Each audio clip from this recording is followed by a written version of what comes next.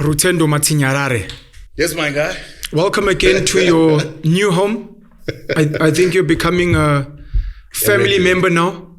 On some days, maybe you must come and sit this side and bash me and attack me, and you owe me. You owe us. And it's my fault, and I apologize. I disrupted you the last time you sat here because I had a wish for you to unpack, let's just say, the South African economy. If it gets to it, we can discuss aspects of the African economy. But the South African economy, because those have been some of my favorite videos from you. Just like the first conversation we had where you schooled people on history, you've schooled so many people on how this economy works. So I'm hoping that today we can speak about that. And if there's anything else you want to speak about as well, please feel free. And unlike last time, I'm going to try and take a back seat and let you educate us and be less disagreeable. I understand. Thanks so much for that. And today I really wanted us to home in on the structure of the financial system of South Africa and the business economy of South Africa, but carrying the same thread that we had from the first episode, where we're talking about the continuous need for control that our colonizers still have on the African continent. Yeah. Because that's the one thing that we need to understand is we don't have these conversations just for the sake of having the conversations. We're actually trying to change something in the minds of our people who keep complaining about being oppressed, but they keep doing the things that enable the oppression. Sure. And they keep creating the instruments that allow the oppression, which brings us to the topic that we're going to talk about today: banking, the finance system, and the control of that banking system, the control of loans and credit, and the movement of money, and how that continues to be our biggest oppressor till today. Before we start, for a person that's going to be watching this conversation for the first time and being introduced to you for the first time, what do you do? What do you stand for? I'm a marketing and brand strategist by profession. Okay. And for many years, my biggest clients were American. Hey, yeah. I was having big clients, the big corporates, fast-moving consumer goods producers, marketing products to Africa. And then I read a book that told me that America's biggest weapon to the world is consumption. Yes. They've forced and it persuaded people to consume and to consume unnecessary things and to make people addicted to that consumption, that people no longer serve interests that are supposed to advance them because they want to consume more. And that is America's biggest weapon is getting other nations to be consumers. Absolutely. Hectic. Our passion for cars, our passion for cell phones, the latest iPhone 14 and games. Fast foods. Pharmaceuticals. People have become addicted to what they call medicine. 100%. And that is how the Americans have captured us. And I even say, many people say that China is actually going to take over from America. I think China is already captured by this American syndrome. That's why the Chinese are so brand conscious. And by being brand conscious, you've been defeated by the Americans through consumption. But the Chinese are also getting us to consume. But them getting to consume with factories that are funded by American money, controlled by BlackRock, controlled by Fidelity, controlled by State Street, controlled by the big four shadow banks of America, actually means that Chinese consumption is actually American profit. Jeez. Sorry, what? After you read the book, did it change you? Yes. So the moment I realized that my job was to advance consumption, and I'm doing that at the detriment of Africa, which has no image, no identity, no brand. People don't want to be African or associated with being African. Our youth, including myself when I grew up, it's all about American culture. We want to speak like Americans. We want to act like Americans. We want to dress like Americans. I realized that I shouldn't be focusing on getting Africans to be consumers. I should be focusing on rebuilding the psychology and the brand of Africa for young African youth to want to be African once again, for young African youth to identify as Africans and to establish what it is that Africa is supposed to give to the world. And it is bringing out that essence and promise that Africans stand for that I now am dedicated to. And so part of the program of me redeeming Zimbabwe's image was to fight sanctions, because sanctions were saying we're punishing this government for violating human rights. And for that reason, we've put it under sanctions until it transforms. That was a nonsense story. It was about punishing Zimbabweans for taking their land and empowering their people. And I needed the world to know that. And the way to make the world know that was to fight sanctions, take it into the international arena, take it to the UN and get the UN to make a pronouncement that the sanctions on Zimbabwe were actually illegal. They were not about human rights violations, but it was about the West violating Zimbabwe and trying to keep it down so that it cannot use its educated workforce, its resources and its land to improve its people's lives. Still doing brand and strategy, but more for the upliftment of Africans and the African psyche. 100%. Thank you. What do you want to speak to us about? I see you've got your book here. Yes, I've got my book here today. I probably will not really refer much to the notes, but I want structure. No, nothing wrong. So what the problem is today is South Africa doesn't realize that we are sitting in this end of year period, and the South African government, the South African parliament have got a task to create laws and policies that are going to determine how money flows in South Africa going into the future.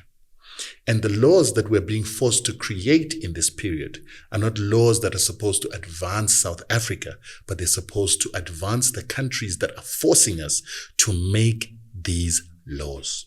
Now, many people don't know what I'm talking about. We, as Black people, spend too much time doing amapiano. And even white people don't know that South Africa has been put on what is called the FATF, or the Financial Action Task Force, potential to be put on a grey list. So they are flagging the South African financial system, saying that this organization that is called the Financial Action Task Force. So let me define that a little bit. So the Financial Action Task Force is a private organization that has been created by the G7 nations. Well, G7 nations, as you would know, are the same nations that colonized Africa and colonized Asia. Do you know them? Sorry. I know America's there. I think America, France, Japan. Britain, Japan, Germany. Who have we left there? Okay, I'll find them. Sorry. Please carry on. G7. Those nations are the same nations that brought us colonialism, slavery. And now they're bringing us something called a continuation of colonialism and slavery through what is called neocolonialism.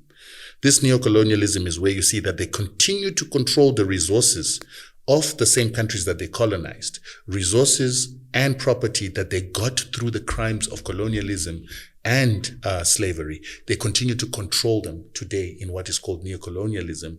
And they even go and attack nations that have those resources that they don't control so that they can control those resources. So if you look at what has happened recently, you saw the attack on Iraq. That was not about Saddam Hussein having weapons of mass destruction. It was about taking control of the resources that Iraq has, which is the oil. Yeah. They went and attacked Libya. They removed Gaddafi so that he wouldn't introduce the gold dinar, and so that he would also not continue to control the oil that he was using to advance Africa and to grow Africa. If you understand, the ANC's own liberation was funded partially by Gaddafi, hence Nelson Mandela was clear that Gaddafi was a friend to South Africa.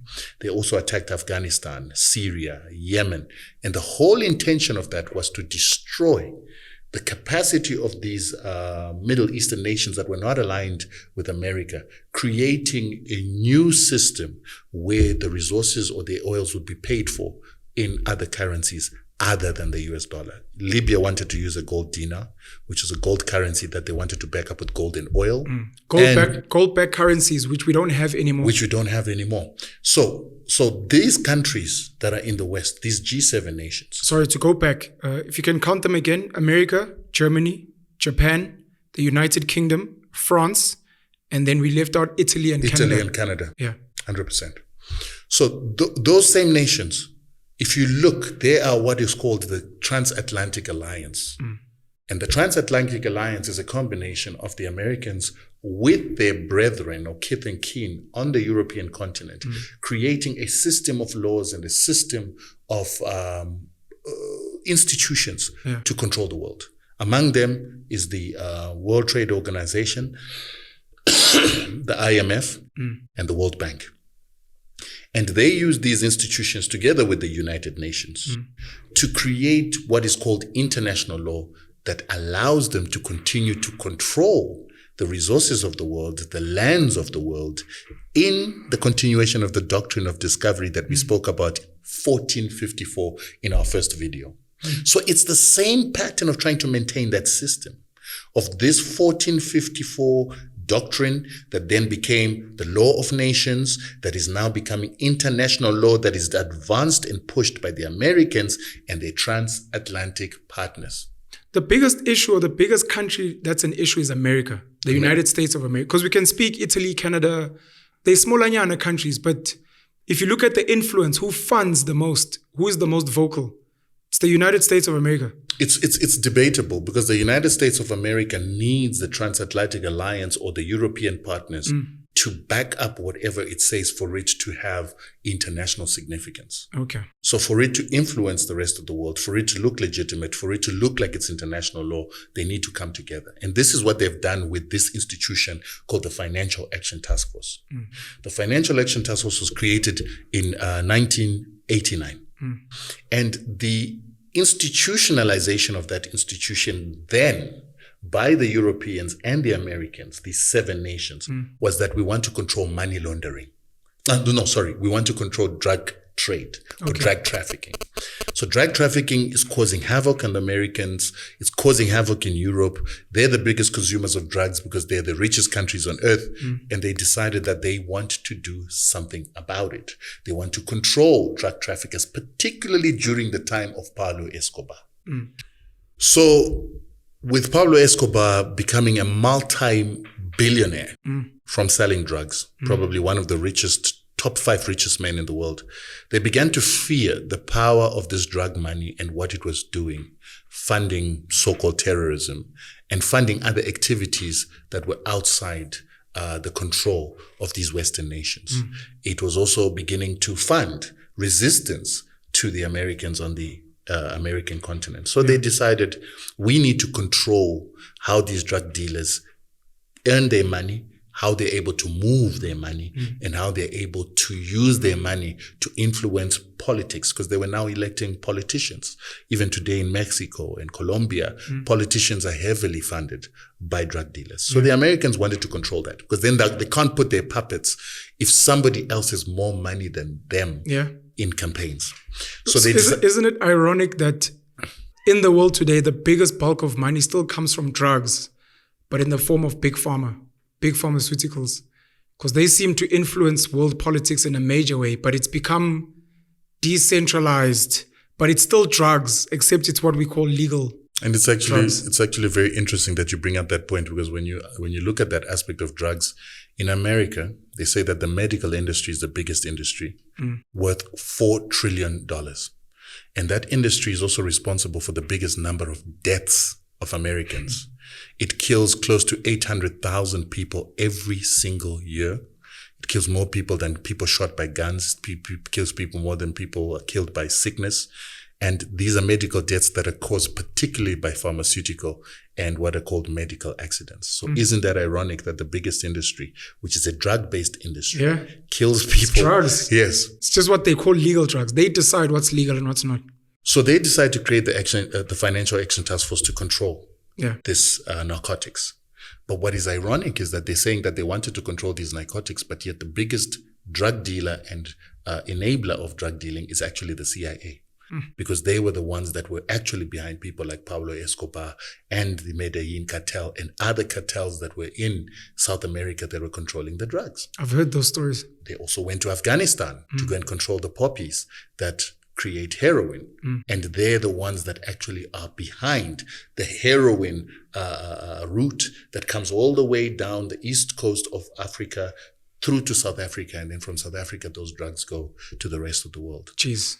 Ironically. So they create this Financial Action Task Force. 1990, they create the rules or the 40 recommendations that are supposed to be implemented by the 7 nations that were in the G7 that created these rules, plus another 16 nations that then joined to create the Financial Action Task Force in 1990 when it created these recommendations. We get to 1996, they amend those rules that had been made and add money laundering. Because now they're realizing that America, even though it is a dominant proliferator of drugs, the biggest drug dealer, even though the CIA uses drug money to fund terrorism all across the world, they now have competition. The CIA uses drug money to fund terrorism. Terrorism across the world. It's what they used to bring down the black movement in America when blacks were becoming more educated. You know, people will say this is fake news. Well, it's documented. The CIA used drug money to fund terrorism around the world. Yes. It's documented, and it's not documented in conspiracy theories. It's documented in newspapers. It's documented in congressional papers. It's documented in many official documents within the Congress of the United States, their own inquiries in the United States, and other places. So it's stuff that people can research. And I think that's what people need to learn when they listen to our show, is they need to learn to research for themselves. That's Don't just say this guy's talking nonsense. Yes. Go and do some research. Go and do some research. So that when you say he's talking nonsense, you must also have something to counter. Yeah. So come to 1996, drug dealing is still going on. Pablo Escobar has been killed, but there's still drug dealers that are controlling and instilling precedents on the South American continent and in Asia. And so they begin to say, how do we control the movement of this money? So 1996 Financial Action Task Force augments its regulations to now include money laundering and how money can move around. Because it's not drugs now. They're sending drug money somewhere else to go and do whatever. The drug money is becoming a problem, and it's challenging Western supremacy. It's challenging the West's ability to control the picking of politicians, the funding of companies, the funding of competitors. So they have to do something. What's money laundering to a normal person? So money laundering is when money is earned illegitimately through an illegitimate activity that is usually defined as a predicate crime. Yeah. And that predicate crime earns profits, but these profits must be spent. So they must go into the normal financial system. So the laundering of that money is cleaning up that money. So you either start a nightclub, you start a legitimate business, the legitimate business invoices, the money that is invoiced is banked, and part of what is invoiced is the money from these proceeds of this illegal activity that are then brought into the financial system. So that act of making this dirty money, clean money through a legitimate activity is actually what is called money laundering. Then it goes into the system and people can enjoy the proceeds. You're making me wonder how much money is being laundered in the crypto space. Before I even talk about the crypto space, we need to understand that apartheid, colonialism were all crimes against humanity. Yeah. So the control of people, the control of their land, control of their resources, control of their minerals was all a crime. That is accepted. Yeah. Apartheid was actually called a crime against humanity. So was colonialism. And laws have been made against them. And we've got so-called legitimate companies that continue to control human labor, the resources that they stole during colonialism and slavery, and the minerals that they stole during colonialism and slavery. They continue to enslave people to work in these mines. Anglo-America does it. Glencore does it. And even now, Glencore has even gone and started bribing governments all across the world. They even start wars. That money that they earn, these legitimate profits that they earn, are illegitimate. Yeah. And the way that they are brought into the banking system, the way that they have shares and the way that they give profits and dividends, that is actually money laundering. Jeez. If the tables were turned around, if what is happening with Anglo-America was happening in Europe, and if Anglo-America was African, they would be calling the proceeds of all these multinational companies, all these blue chip companies, all the companies sitting on the Johannesburg Stock Exchange, their proceeds would be called money laundering proceeds, and those monies would be blocked. I disrupted you. 1996, they include money laundering. 1996, they include money laundering. Yeah.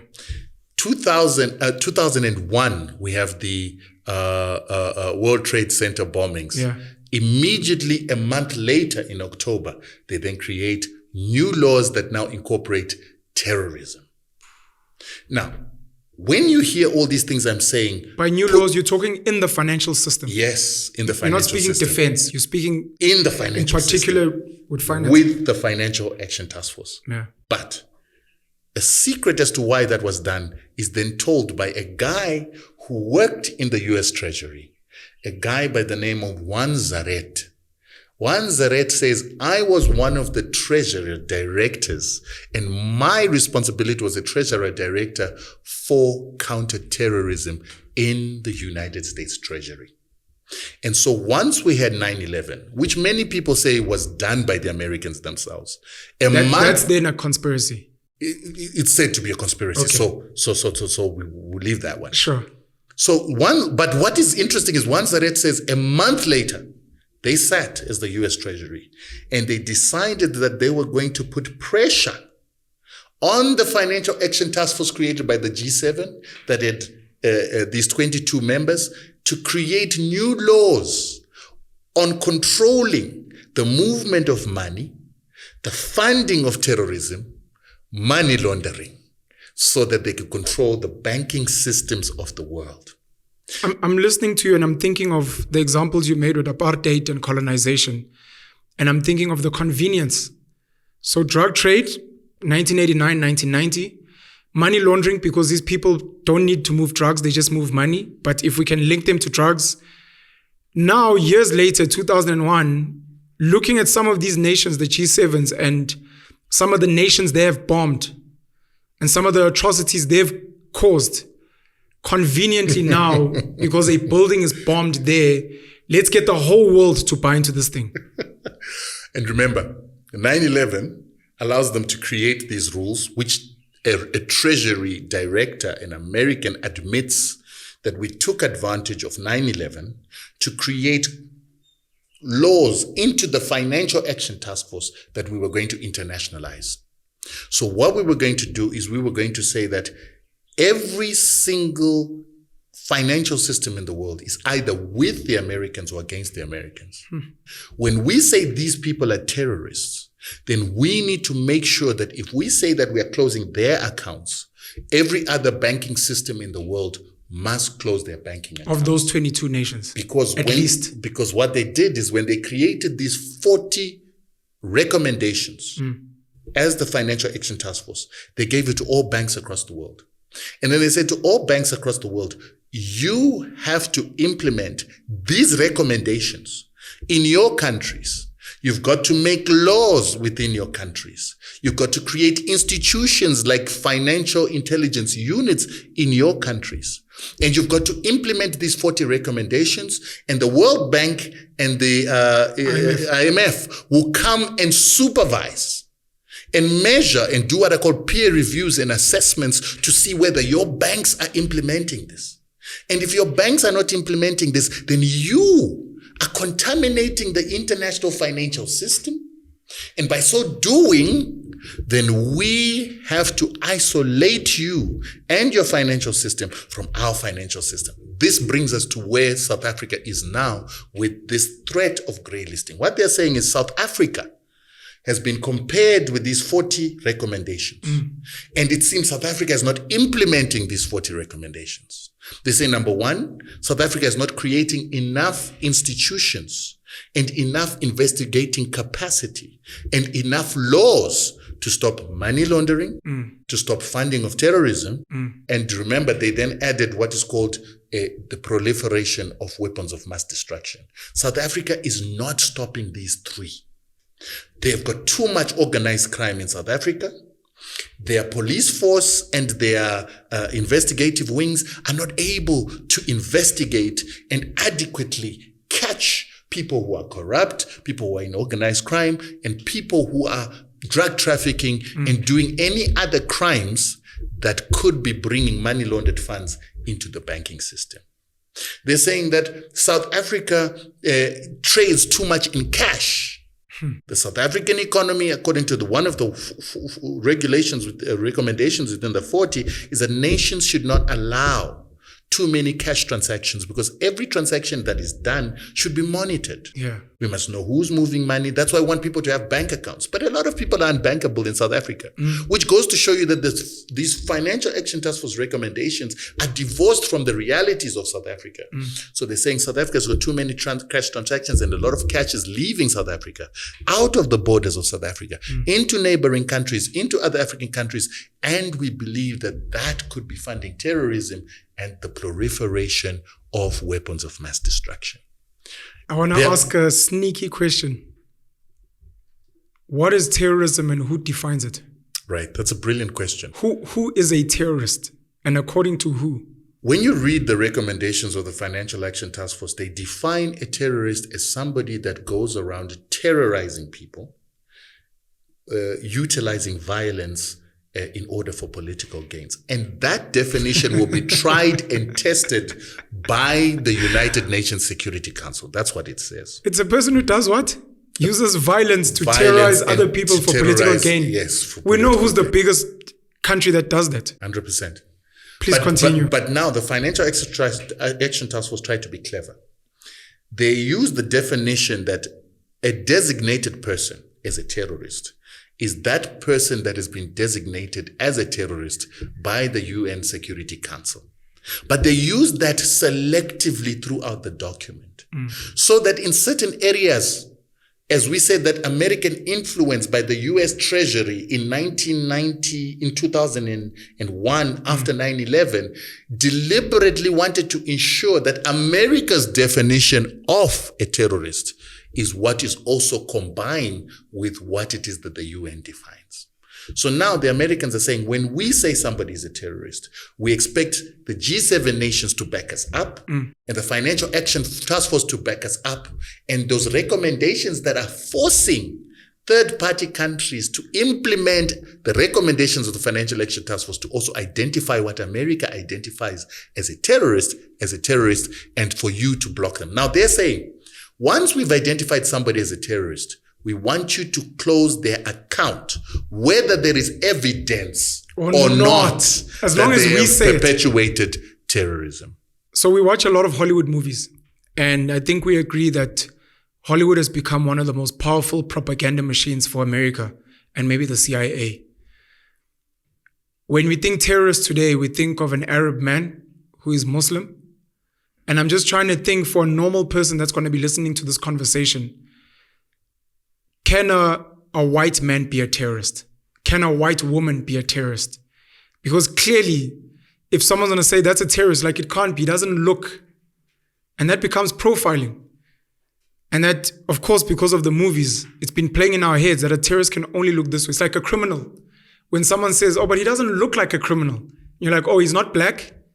He's not wearing a hoodie. He doesn't speak broken English. It's a clean, white woman, polished. Can't be her. That's very dangerous.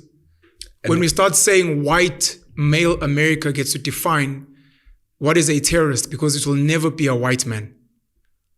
And remember, this definition is being given by a nation where white men eliminated 50 million American Indians to then create a white world where they wiped out the natives of that land. And it's a terrorist country that terrorized American Indians and continues to terrorize American Indians, giving us a definition of what it is that is a terrorist. And that is intentional. Like we are showing you right now that the Financial Action Task Force is now being manipulated from having a total definition of a terrorist being given by the United Nations to now having a terrorist being defined by the Americans, not only in their policies, but also in their subliminal influence of our judges, our lawyers, and everybody who's going to be part and parcel of this process between now in November and January next year of making laws for South Africa that's going to define the new regulations that South Africa has to make in order to conform to the Financial Action Task Force recommendations. And the Financial Action Task Force is saying another problem is South Africa has not been identifying violent crime in South Africa adequately as terrorism. And they believe that some of the drug crime that you've got in Western Cape, some of the taxi violence that you've got in this country, some of the violent crimes that you've got in this country should be adequately defined as terrorism and should be designated as terrorism. And the people that are perpetrating these crimes should be designated as terrorists, and their funds should be blocked accordingly. And therefore, they should have their properties confiscated. Now, that again confuses me, because the definition of a terrorist should be done at the UN. But the Financial Action Task Force is asking South Africa and the South African Parliament, the South African government, to make legislation that criminalizes any violent crime and categorizes it as terrorism. And those funds should be treated as money laundering and terrorism, and also potentially the financing of proliferation of weapons of mass destruction. Now, before we go, remember that the first country to come up with nuclear weapons was America, followed by Russia. Any other time that technology was sent through to other countries or was acquired by other countries is considered as proliferation of weapons of mass destruction. And the non-proliferation treaties existed by the time that America was giving technology for the manufacturing of nuclear weapons to the South African government, to Israel, which gave it to the South African government, to France, which gave it to Israel, and which gave it to the South African government. That was proliferation of weapons of mass destruction. When it was done by the Americans, it was not considered to be funding of the proliferation of weapons of mass destruction. But now that all the Western countries have got weapons of mass destruction to defend themselves, the moment that Russia tries to give that technology to Iran, the moment China tries to give that technology to North Korea, all of a sudden, it is proliferation of weapons of mass destruction, which must be punished and criminalized as a crime by the Financial Action Task Force and all financial institutions. So what they're saying is the moment that non-white nations want to learn how to have nuclear weapons and want to get that technology from the countries that have it, those countries are criminal. Their proceeds and monies to fund those activities shall be criminalized, considered as money laundering, and considered as funding terrorism and funding the proliferation. So it's basically they don't want us to compete. It's the same reason that they have these money laundering laws. Now that Africans are all over the continent, they're all over the world. They've become millionaires and multimillionaires in America. They've become multimillionaires in Europe. The moment they want to take their proceeds and send it back to Africa to develop Africa, they want to send those savings back to Africa for Africa to create banking systems and banking institutions that can help to develop Africa. Those monies can be designated or controlled by financial action rules and regulations that are there to stop money laundering, but in actual fact, they're there to stop the development of Africa. You know, my head is spinning, and it's spinning because when you spoke about the designation of terrorism in South Africa, or the diagnosis of certain violent crimes, we had apparently a Russian mafia boss gunned down in Cape Town. We've heard stories of, I don't know if it's Lebanese people in the East Rand here. We're hearing stories now of Pakistani, Bangladeshi spaza shop owners, and I'm guessing, and maybe Nigerians as well. We've heard these stories of some of these people are drug traffickers, some of them are mafia, criminal lords, etc. And then there's the story. If you're a Russian businessman in South Africa, there's a chance that you came to make money here, to send it back to Russia or whatever for terrorism, whatever. If you're doing it as a Nigerian here, same. If you're doing it as a Pakistani, Bangladeshi. If white Americans, if white Europeans come here and they create businesses, and those businesses make money here through commodities, through labor, through farming, and that money goes to Europe, and that money goes to America, and some of that money goes to the military spend, and it goes to the politicians who, like in America, which has over 600 military bases around the world, those militaries at any given time can use violence. They can use violence onto the people of that nation. It's happening this year in Somalia for political gain, which falls into terrorism. But again, that's not terrorism. And you're saying now the nations that are trying to equalize are being blocked. And you can't go to America and send money to South Africa. They might say, no, but you might be funding terrorism. This might be drug money. This might be money laundering. You're like, but the Americans sending money from South Africa here, why is that not the...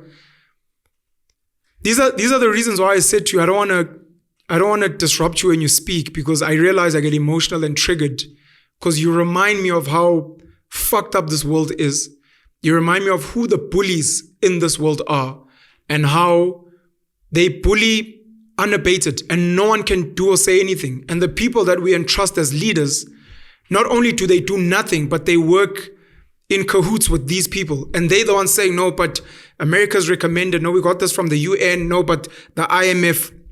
Oh, Nelson Mandela went to the World Economic Forum. He came back and said, no, fuck nationalization. We're going to align to this. Sat with Margaret Thatcher and said, no, let's do this. And you're like, clearly the leaders that we have don't care about, or the leaders in inverted commas that were placed, clearly they have been placed there not for the benefits of our people, but for the benefits of other people. And by and large, Africans, Asians are nothing more than servants, slaves, workers and tools for the power that is America, for the power that is Europe and the United Kingdom.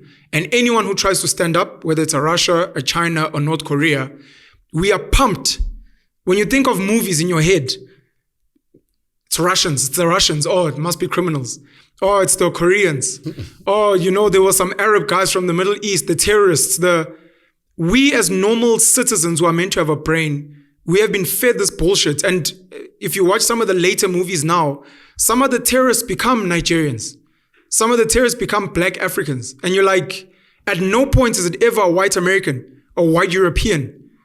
That's a terrorist. That's a criminal. That's funneling money from other nations to go and fund exactly what they say they're trying to stop.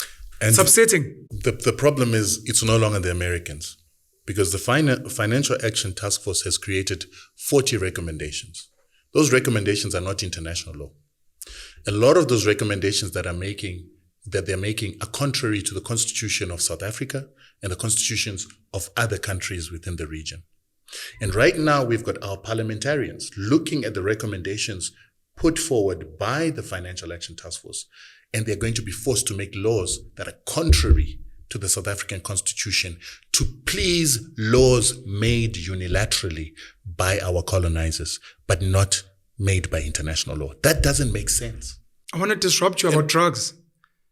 Just 2 seconds. Sure. I just wanted to say something. So you have African bankers signing up to these Financial Action Task Force regulations, knowing very well that the greatest crash of the banking system was caused by American and European banks in what was the greatest fraud, the greatest predicate crimes that crashed the banking system and lost the world over $40 trillion in 2008. Greed. And even though our bankers know that, they know that not a single European bank was blacklisted. Not a single European financial system was blacklisted for money laundering and predicate crimes. Reckless lending. They know that the terrorists all across the world are utilizing American weapons. They are utilizing American money. That money is moved through the European banking system. Not a single American bank has ever been blacklisted by the Financial Action Task Force. We know that Glencore right now bribed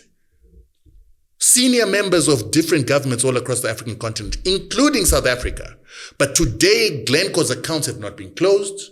Their assets have not been forfeited. Their assets have not been seized. There is no investigation on them. There is no sanctioning of Glencore by the Financial Action Task Force, the Americans, and anybody else. We know Glencore funds terrorists and rebels in Congo and other places. We know this. These are facts. These are facts. But they have never been blacklisted together with the Anglo-America that was causing deaths in Sierra Leone for diamonds with De Beers. But they've never been blacklisted. But our bankers, black bankers, people with PhDs, people with master's degrees will go and accede and sign these FATF regulations made by these criminal countries that enslaved us, that continue to take money out of Africa through companies that are holding on to what they took during colonialism in what was a crime against humanity. And you ask yourself, what idiots do we have right now? Go on to 702. Listen to what Lesetja Kanyako is saying. Listen to what the governor of the Reserve Bank. Governor of the Reserve Bank of South Africa is saying. Listen to what Sim Shabalala from Standard Bank is saying. Useless information that South Africa must comply and conform to regulations made unilaterally by our colonizers to make us less competitive, making rules that don't apply to them, and they're going to apply it in the banking system of South Africa. They will close Gupta bank accounts for allegations in the media. Allegations and reputational damage. Glencore was found guilty. No reputational damage. It was found guilty. It admitted to these. But Glencore's accounts are not closed, but Gupta accounts were closed. Iqbal Survey, Segunjalo, they tried to close the accounts. Iqbal Survey went to the Equality Court. And I asked myself, what idiots do we have Maybe they're as not black idiots. people in the system? Maybe they're not idiots.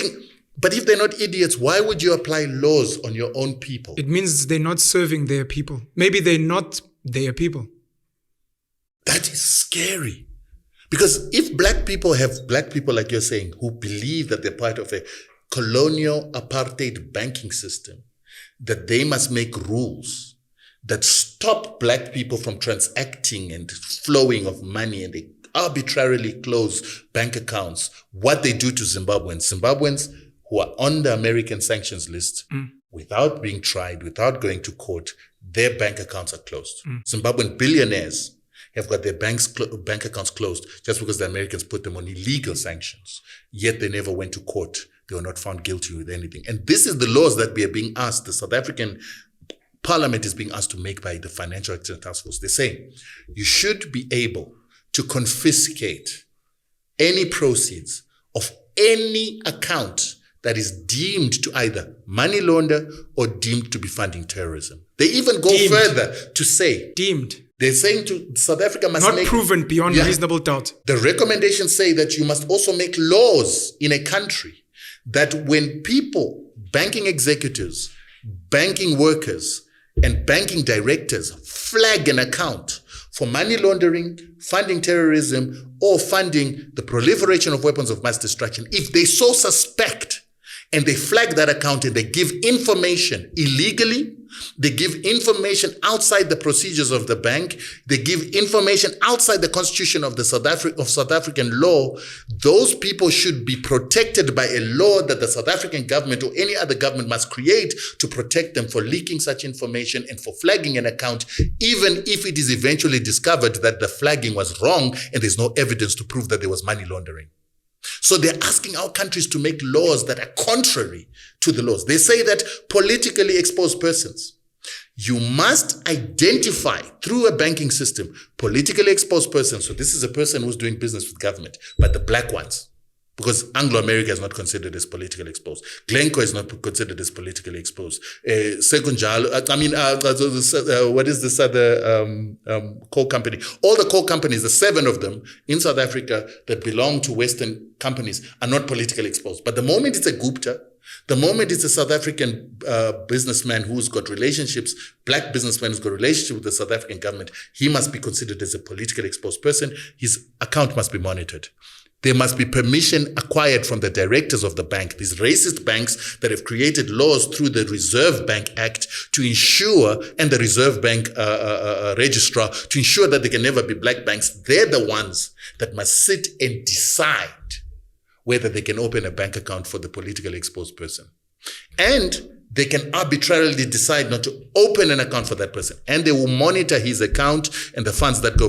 That is contrary to the Constitution of South Africa that says everybody is equal and there should be no discrimination. People must be treated with equality and they're innocent till proven guilty. Investigations must happen on people's accounts even if they haven't committed a crime. That is contrary to the Bill of Human Rights or the Universal Bill of Human Rights and the Constitution of South Africa. Those are the laws that currently your government and your parliament are being forced to make by the Financial Action Task Force, which is not an international organization, which is not a multilateral institution, which is an organization created by the biggest criminals, the biggest thieves, the biggest money launderers, and the biggest funders of terrorism and proliferation of weapons of mass destruction. That is clearly problematic.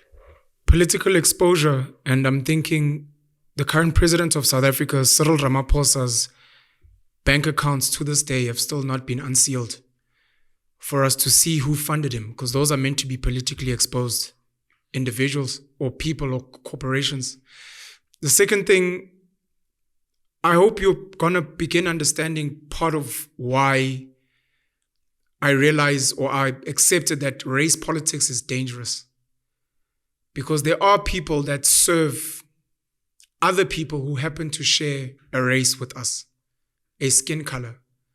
And as long as we believe they are our people, we are left exposed to be manipulated by them. And you say words like, what kind of idiots? And I might be like, they might not be idiots, but maybe they don't serve you. You guys just happen to share a race. What I wanted to say earlier, because you speak about the Bill of Human Rights, you speak about the Constitution, the irony of the drug trade. The world was locked down for 2 years and constitutions were bypassed so that later on drugs could be traded in the form of what we call vaccines. Yeah. The irony of that constitutions can be bypassed. So if you're going to say it's unconstitutional, those same people that make these decisions are going to say, but this is in the interests of your nation. Terrorism, drug trafficking, and does your nation want to be exposed? No, so you'll have to override, as you did during the lockdown, you'll have to override the constitution for the greater good. But then you have to listen to us. And the people you're saying are making the decisions, Ulisitya Kganyago is obviously the governor of the Reserve Bank. You have people like Tito Mboweni, which shares there. You have people like Pravin Gordhan, which shares there. Those are meant to be the black people taking care of other black people. They are meant to be the ones saying we need black banks, as an example. They're not. And they're saying, no, but we have to abide by the rule of law and align with international law and. And this is my problem. And I think part of why this program is very important is that what is called best practice in international law oftentimes is not international law or best practice. And so Pravin Gordhan, together with people like Kganyago and Tito Mboweni, who I think is a clown, quite frankly, they then come across like they're trying to help us to be part of the international community when they're actually implementing what are the Washington Consensus and the Atlantic Alliance rules and regulations of our colonizers. And we are the only time we believe that there's no races at play is when black people are involved. Of course. White people will never join black people to advance black interests. It doesn't happen, will never happen. That's why we've never been compensated for slavery, colonialism. That's why South Africa never got reparations after this crime against humanity that is acknowledged by everybody of apartheid. Yet the Jews were given 140 billion ever since the Second World War, just for 5 years of oppression. So that goes to show you that white people will stand with white people. The only dumb creature on earth that will stand with animals that are not related to it in order to subjugate their own people are black people. And they don't learn from history. But they don't learn from history, because when our chiefs sold fellow Africans into slavery, they thought that they were benefiting, until the European realized how stupid we are and colonized us on our own continent and colonized those chiefs as well, who lost everything that they had made during this period. Bole Secha don't understand that they can build as much money as possible, paper money, but at the end of the day, when whites want to take what they want to take here, they will come with jets and bombs like they did in Libya, like they did in Iraq. They'll take everything, including what Bole Secha have. And on that day, they'll be like everybody else, which is why it makes sense for them to be fighting to build a commonwealth for black people that will be able to help us to industrialize and create our own weapons to defend ourselves, if indeed that day comes. But they're not thinking like that. This issue that we're talking about with FATF, it happened in Zimbabwe. The Financial Action Task Force grey-listed Zimbabwe 2 years ago. And last year, they intended to blacklist the Zimbabwean financial system. I wrote an article where I was saying to the Zimbabwean people, we are going to be blacklisted by the Financial Action Task Force because they want to remove the illegal sanctions, which they are seeing building. A lot of pressure is building against them on these illegal sanctions. So they want to remove the sanctions and then utilize a blacklisting by the Financial Action Task Force to actually cripple the Zimbabwean financial system by removing it from the international banking system. So the Minister of Justice saw that article and he got in touch with me. He asked us to have Minister of Justice in Zimbabwe. In Zimbabwe. He said, let's have a call. We had a call for about an hour or two. We had a conversation. He says, explain to me, what is this grey listing? Why is it happening? How does it turn into blacklisting? And what does it do for Zimbabwe? And what are the solutions? We talked. He was surprised by what I was saying. And I told him that you and your bankers, your reserve bankers, your bankers in Zimbabwe have acceded to these rules made by the same people who've got sanctions on you, who are now trying to use their own laws as international law to blacklist your financial system. And what you need to do is you need to make sure that the UN comes into Zimbabwe to actually measure the current existing economic war that has blocked legitimate channels of financing and international funding and international trade, and has forced you to use other alternatives that are then considered by the same people who put sanctions on you as money laundering and means of financing terrorism. He was like, wow. Like when the UN proclaims the illegality of the current financial war that you're under of sanctions, they will then make a clear lighting of the illegality of people trying to then blacklist you for using alternative channels when they've closed the legitimate channels. The Zimbabwean government went and implemented some of what the finance minister said I must write in my proposal for him as to the solutions to the problem. They used that and they were removed from the grey list. And today Zimbabwe is not on a grey list. Yet South Africa is on a grey list when it is less conforming, and it is better conforming to the FATF or the Financial Action Task Force recommendations than Zimbabwe. Tell me why. And South Africa is the only African country that is a member of the 39 nations that are members of the Financial Action Task Force. And there's only one reason why that happens, because your banking system is white owned. The Reserve Bank of South Africa is privately owned. This banking system is still a Western banking system, a British, American, French, and G8 banking system that they can utilize to impose their rules on the rest of Africa. Now, many people might say, but it's probably the most competent banking system on Africa. It's not true. South Africa has got one of the highest poverty rates on the African continent, highest inequality on the African continent. South Africans rose up against the apartheid government because of incompetence and the inability of that government to give 90% of the people anything, including housing, toilets. So that's a failed banking system. Yet it is the richest country on earth, which has given over $12 trillion of wealth to the country. How didn't it manage such a lot of wealth and make sure that every South African is living comfortably? How can Dubai be richer than South Africa when it has given less resources to the world than South Africa? Because of an incompetent banking system that is a thieving banking system that relies on creating rules like FATF, like the Financial Action Task Force regulations, to continue the pillaging of South Africa for the purpose of serving the masters that have made South Africa an incorporation or a private entity. You know, I'm thinking what I wanted to say earlier. The reason why the political leaders won't serve the people is because they believe they got reparations as individuals. Because South Africans said they want land, they want a share of the economy, the resources, and the political leaders got that through BEE. It was meant to shut the rest of us up because they gave us black billionaires and millionaires who seem to be serving agendas that are not local agendas for the masses.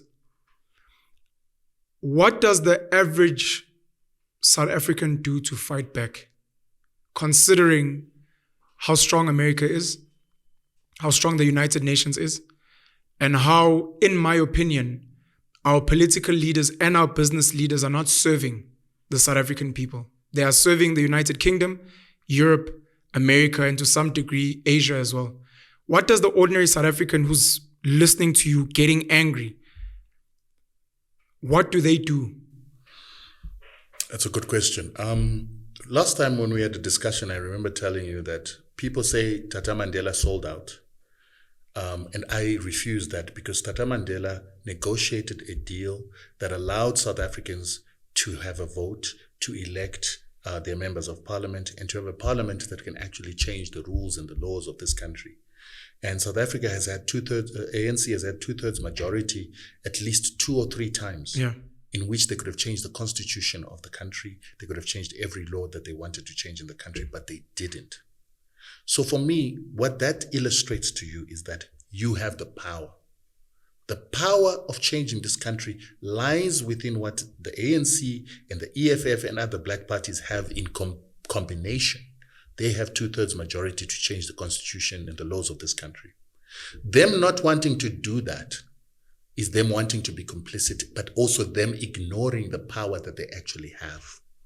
So I want to tell every South African that your parliamentarians, your black parliamentarians, your lawmakers have the power, but they refuse to utilize the power. And they refuse to utilize the power, firstly, because they're serving their own self-interest, which means that they're stealing from the South African people, but more critically, some of them because they're ignorant. You can't want the paper money that these whites give out when you can control the gold, the coal. And I put coal there because coal is actually the biggest resource making the most money for most people in this country. The platinum, you can control it by legislation. You can control it by making the right policies. You can even make companies of South Africa that were there during apartheid pay reparations. You have the power to do that, and they know that. The whites know it. The only people that don't know it are the blacks. So the blacks need to know that they've got the power to change this situation. And the power to change this situation starts with conversations like this. But they must keep voting for the same parties? I don't know if you can vote for anybody else, because the moment you vote for the whites... No, not white people. It's not about race. I'm talking about a situation where you're voting for people that are, as I don't even know what I'm saying, because the ANC in itself keeps promising these things, but they don't do them. They've had so many resolutions at various conferences. They get raised. Jacob Zuma's raised them again. Thabo Mbeki's raised them again. Resolutions that were made long ago in the ANC by a black ANC and a black government, and they don't implement them. So I was going to say vote for political parties that claim that they will change, but the ANC and the EFF are exactly that. And my question is that every South African must keep voting for these guys, that every South African must keep believing in this constitution. And the fear for me is, even if the ANC, EFF did decide to change the constitution, change the laws, number one, will they change it at a time where they've already figured out how to manipulate the system thereafter? In the same way today we've got a black government, but we don't. Or what happens after that? Will South Africa then be accused of human rights violations and being sanctioned like a Zimbabwe, where when the leadership says black people are going to get the land, the resources, so nope, it's a human rights violation. We're sanctioning you. We're sending the task force. We're sending the UN. We're sending, this is maybe even an act of terrorism, and we're shutting you guys down. And so, are we stuck? Is there no way out? There's always a choice. Should we just behave? There's always a choice. And South Africa's choice is to either do the right thing, which is to correct the problem, and then be willing to suffer for it, or to maintain the status quo, which is going to lead to a civil war at some point. You see, every South African is not equipped to fight. Never mind in a civil war, just in a punch-up. No. No country was ever prepared to fight. My ancestors, or the people that fought for our liberation, were never trained at warfare.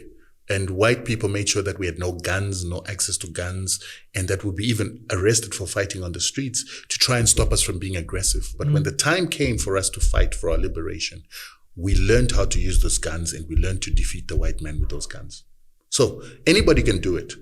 A boy from Tembisa who is hungry, and a boy from Soweto who is hungry, a boy who can spin a gusheshe, given an AK-47 for just a short period of time, will become a master at it the same way he mastered the gusheshe.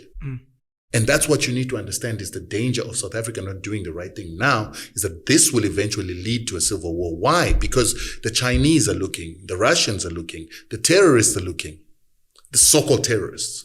They're looking at this South Africa, which has a problem that is ready to explode if weapons can be injected into the system. We've got a xenophobia that is rising against foreigners who've got access to weapons and who are terrorists and who are trained where they come from, who can also infuse the problem by putting weapons into the economy. So the system that we're living in is going to collapse at some point, and it will collapse violently. And there will be weapons provided by other nations that can provide those weapons when the time comes.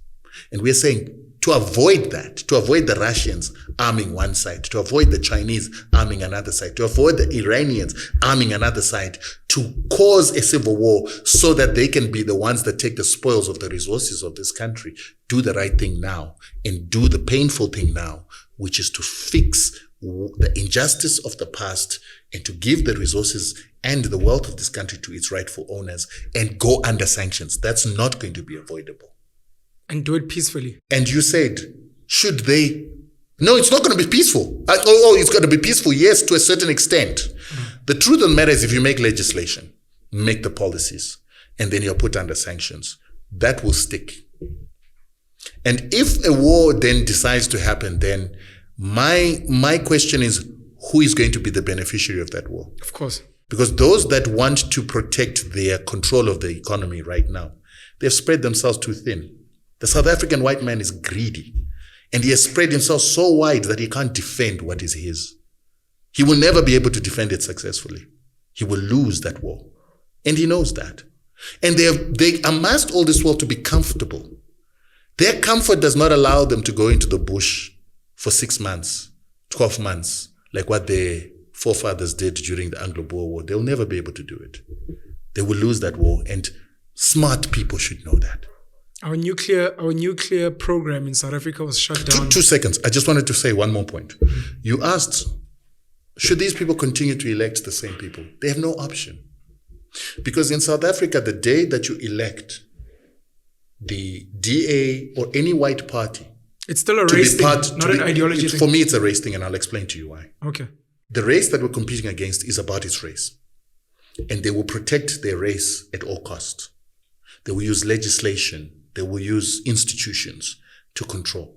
They will get favorable black people the to moment, be their faces. The moment that you vote them into a national government and put them in coalition in that national government, their level of tenacity, their level of discipline, their level of organization and strategy will eventually make them outmaneuver the black party that they'll be in coalition with, and they will then hold on to power forever.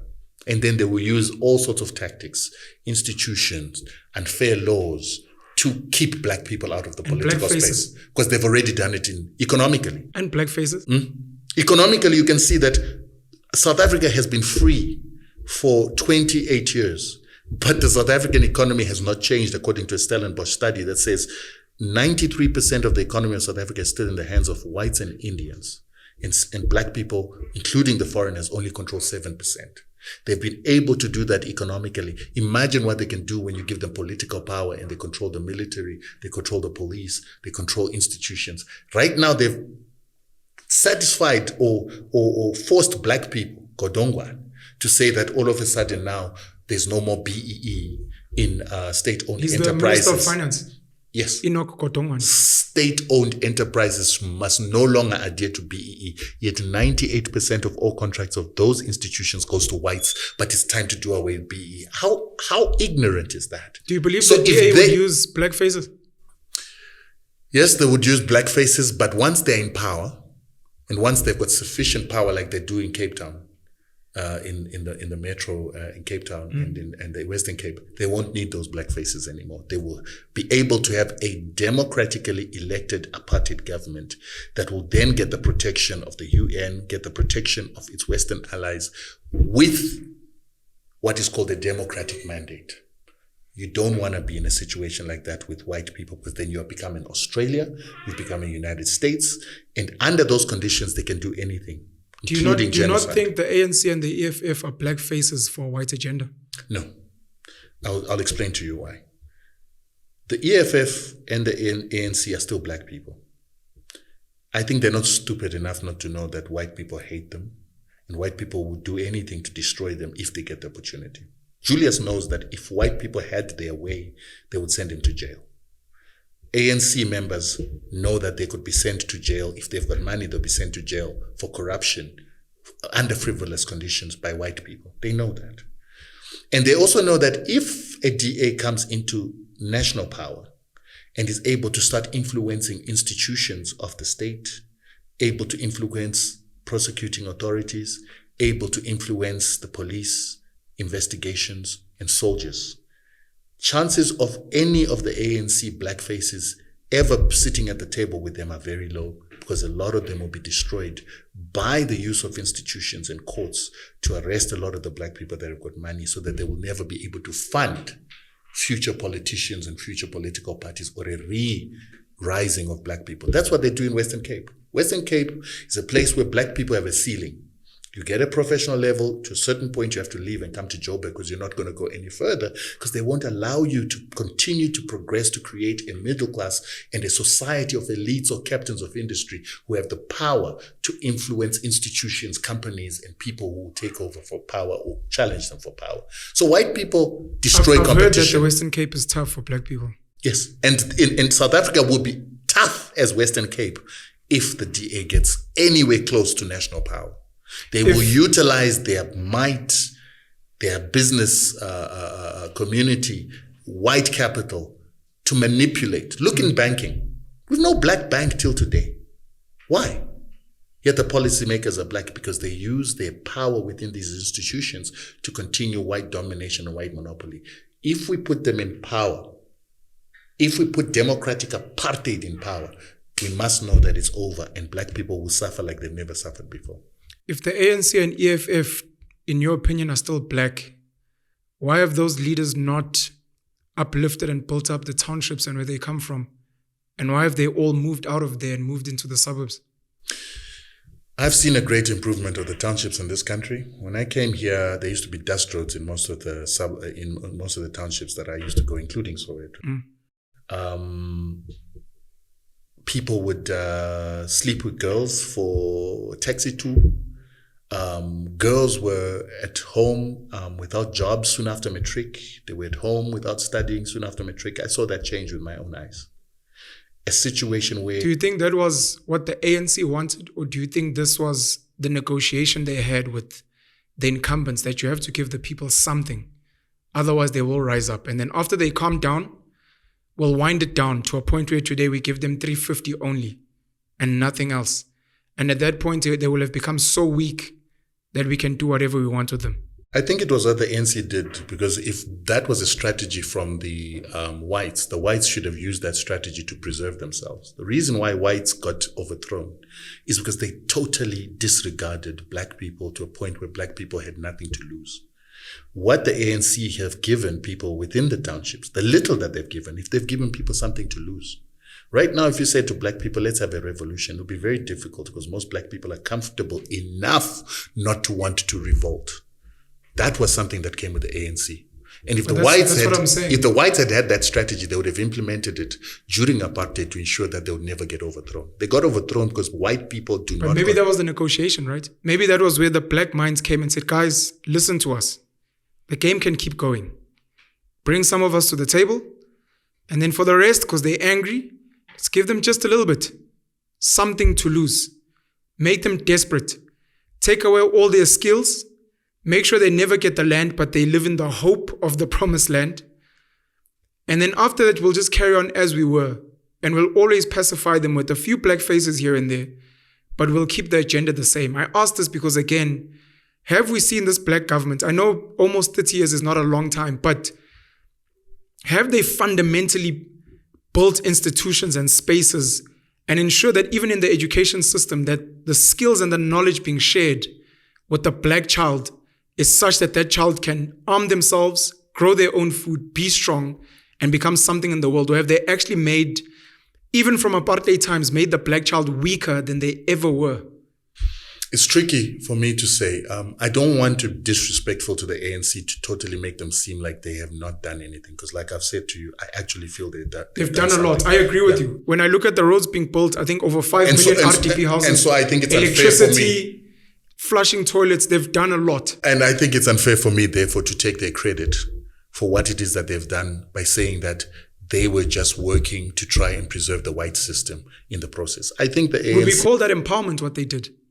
They did something. Would that be called empowerment? It's empowerment. I'll tell you why I call it empowerment. You know, Jacob Zuma made the most black millionaires when he was in government. Mm-hmm. And he made them because of a deliberate intention to give tenders to black people to empower black companies. I even saw guys rising from nothing to something within that period. I don't think that was just trying to put money in a few people's pockets. That was actually trying to transform the economy.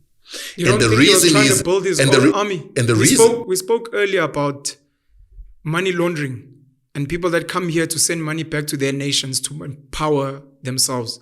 Don't you think he was doing that strategically to also create a base for himself of people that can protect him, fight for him or his faction, not necessarily for the transformation of Black South Africans as a whole? Whatever it may be. Because some people judge him for the Guptas, what he did for the Reddy family, the Sheikhs, etc. Whatever the deal might be, it did empower Black people. And even if you look at how the Guptas get into the equation, people make it sound like the Guptas are Jacob Zuma's people. From our understanding, the Guptas are ANC people. And they are ANC people because they were the few people who've got capital outside the white monopoly system that could have been used to actually change and transform this economy and its ownership structure. So they were Indians. They came into this country during the period of transition. They had money, real money, which could be used to fund Black businesses, to fund the capture of communication and media institutions, and to actually buy and capture banking systems, which is what Iqbal Survey is trying to do now. He's trying to create a Black bank. And the reason the whites are now trying to destroy him and trying to close his companies is they don't want him to use his money that he's made as an Indian to actually start benefiting what could actually then filter down to Black people. And so that is the problem. But the ANC chose to try and have a trickle-down effect rather than trying to nationalize and take what belonged to Black South Africans. And I think that's where the mistake was. But I understand why they made the mistake, because Mugabe made the same mistake too. He felt and he believed in the theory of whites to say we can work together. We can build a non-racial society together.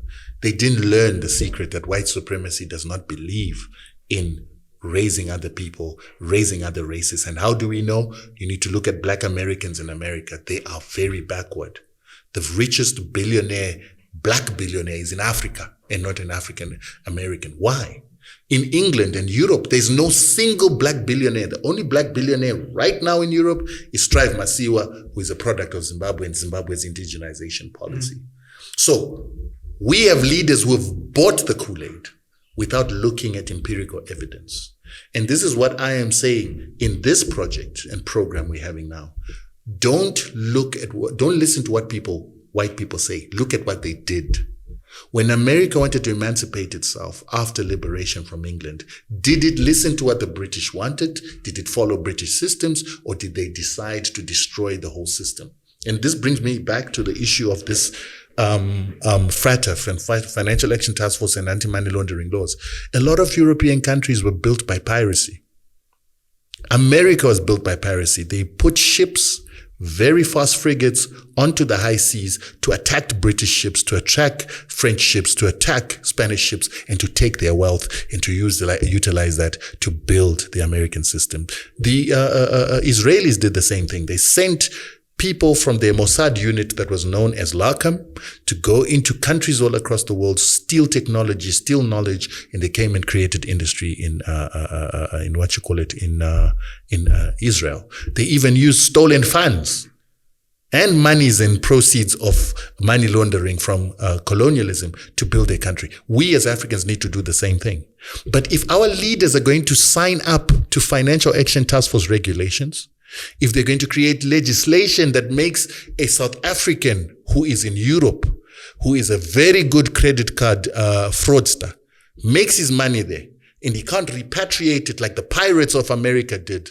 He can't repatriate it like the British Cecil John Rhodes did, stealing African resources and repatriating their funds to build Britain. We will never build Africa. If we are not able to steal, if we are not able to take their intellectual property, if we're not able to repatriate what we've stolen. We're able to steal. Yes. And I'm unapologetic, because the Western world is built by stealing. Everything that Adam Smith and the economics textbook wrote about is a lie. It's a lie. Hey? I'm just thinking, capital. I don't think we'll have time. I wanted to speak about the fact that our nuclear program in South Africa was shut down when the ANC came into power. And I'm just thinking a lot of these ideas, when the rest of the world is not happy with who's leading a country, they do shut some of those ideas down because they know their agenda won't be served. You owe me another come back, another sit down. We still haven't unpacked the South African economy. Yes. But I think this was probably more important and more urgent. So thank you very much for coming through. And I look forward to you coming through again. I know if I ask you a question, we're going to run for another 20 minutes. So thank you very much, Rutendo. Thank you so much for the opportunity. And I just want to say one thing. I'll leave you with a challenge. Yeah. You said that when the West are not happy with certain people ruling, when they're not happy with black people. So even though I understand you don't want to focus on race, you're going to see that this thing always leads us back to race. I hear you. Thank you. It's great, brother.